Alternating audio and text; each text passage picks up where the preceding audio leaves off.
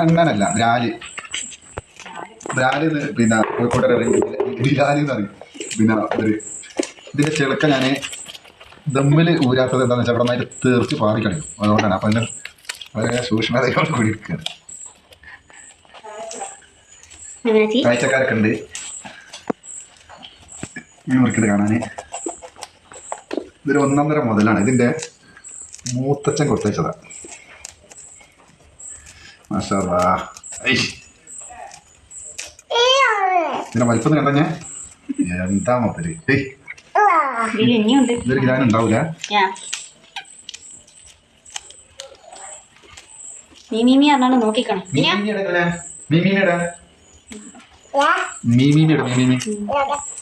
നാളെ ഫുള്ളും ബ്രാല് തന്നല്ലേ രാവിലെ തൊട്ട് തുടങ്ങും. ഇതിൻ്റെ ചെറുമ്പിലും കമ്പിൻ്റെ തല മുറിച്ചണം.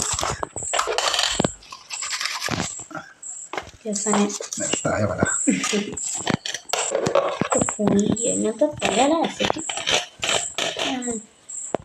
കത്തില്ലല്ലോ. ഇപ്പം കത്തിക്ക് മുറിച്ചില്ല. തല കെട്ടി പൊളിച്ച് ഇതിൻ്റെ ശേഷം കാണിച്ചാ ഇപ്പോൾ വാഴമായിട്ട് മുറിച്ചിട്ടുണ്ട്. പിന്നെ ഈ കണ്ണ നിങ്ങളുടെ നാട്ടിൽ എന്താണ് ഇതിൻ്റെ പേര് എന്നൊക്കെ പറഞ്ഞാൽ കമൻറ്റ് ചെയ്താൽ. ഞങ്ങളിവിടെ ബിലാല് എന്ന് വിളിച്ചത്. കോഴിക്കോട് ഭാഗത്തെ ബ്രാല്, പിന്നെ കോഴിച്ചന ആ ഭാഗത്തെ കോട്ടക്കലൊക്കെ ആ ഭാഗത്ത് ഇതിന് കണ്ണനെന്ന് വിളിച്ചത്.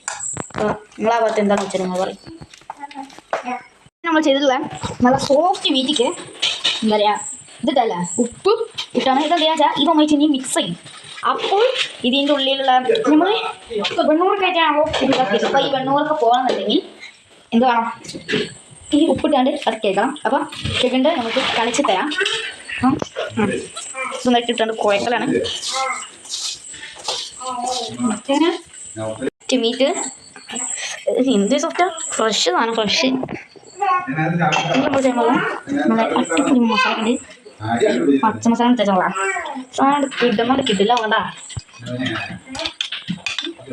അവിടെ ഇനിയും മുറിക്കുന്നൊക്കെ ഉണ്ട്. മുറിച്ചുകൊണ്ടൊക്കെ ഉണ്ട്. അവനാച്ചോടെ കളിച്ചുണ്ട്. രസമാണ്. ഇത് ഉപ്പിട്ട് ആവശ്യത്തിനനുസരിച്ച് ഉപ്പ് ചേർക്കണം. പിന്നെ മഞ്ഞപ്പൊടി ഇതിലെന്തൊക്കെ ചേർത്ത് പോകണം അതല്ല ഈ പച്ചതേര് ജീരകം കറിവേപ്പില. ഇത് നമ്മൾ ഫസ്റ്റ് ഈ പച്ച മസാല, ജീരകം, വെളുത്തുള്ളി, ഇഞ്ചി, വെളുത്തുള്ളി, കരിവേപ്പിൻ്റെ ഇല, പിന്നെ സുർക്ക ഇതൊക്കെ ചേർത്താണ് ഈ പച്ച മസാല.